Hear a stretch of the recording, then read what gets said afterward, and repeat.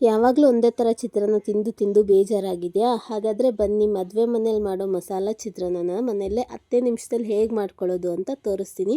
ತುಂಬ ಟೇಸ್ಟಿಯಾಗಿರುತ್ತೆ. ನೀವು ಒಂದ್ಸಲ ಮನೇಲಿ ಟ್ರೈ ಮಾಡಿ ನೋಡಿ ಹೇಗಿದೆ ಅಂತ ಕಮೆಂಟ್ ಮಾಡಿ.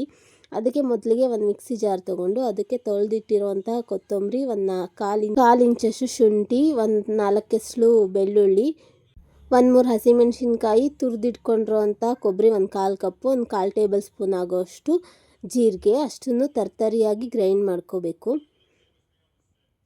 ನೋಡಿ ಗ್ರೈಂಡ್ ಮಾಡ್ಕೊಂಬಂದಿದ್ದೀನಿ. ಇವಾಗ ಒಂದು ಸ್ಟವ್ ಆನ್ ಮಾಡಿಬಿಟ್ಟು ಅದ್ರ ಮೇಲೆ ಪ್ಯಾನ್ ಇಟ್ಟು ಒಂದು 3-4 ಟೇಬಲ್ ಸ್ಪೂನ್ ಆಗೋಷ್ಟು ಎಣ್ಣೆ ಹಾಕ್ತಾಯಿದ್ದೀನಿ.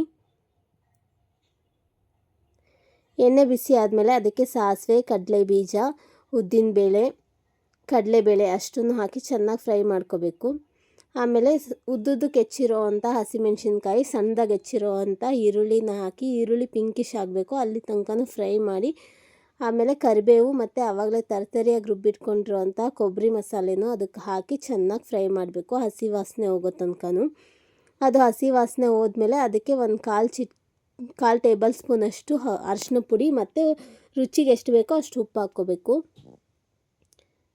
ಚೆನ್ನಾಗಿ ಮಿಕ್ಸ್ ಮಾಡಿ ಆದಮೇಲೆ ಸೈಡಲ್ಲೆಲ್ಲ ಎಣ್ಣೆ ಬಿಟ್ಕೊಂಡಿರುತ್ತೆ. ಆವಾಗ ಬೇಯಿಸಿಟ್ಟಿರೋಂಥ ಅನ್ನ ಹಾಕಿ ಚೆನ್ನಾಗಿ ಮಿಕ್ಸ್ ಮಾಡಿ ಮೇಲ್ಗಡೆಯಿಂದ ಕೊತ್ತಂಬರಿ ಹಾಕಿ ಮಿಕ್ಸ್ ಮಾಡಿದ್ರೆ ಮದುವೆ ಮನೇಲಿ ಸಿಗೋ ಅಂಥ ಮಸಾಲ ಚಿತ್ರಾನ್ನ ರೆಡಿಯಾಗಿರುತ್ತೆ. ನೀವು ಒಂದ್ಸಲ ಟ್ರೈ ಮಾಡಿ ನೋಡಿ ಹೇಗಿರುತ್ತೆ ಅಂತ ಕಮೆಂಟ್ ಮಾಡಿ. ನಮ್ಮ ಚಾನಲ್ ಇನ್ನೂ ಯಾರೇ ಸಬ್ಸ್ಕ್ರೈಬ್ ಮಾಡಿಲ್ಲ ಸಬ್ಸ್ಕ್ರೈಬ್ ಆಗಿ.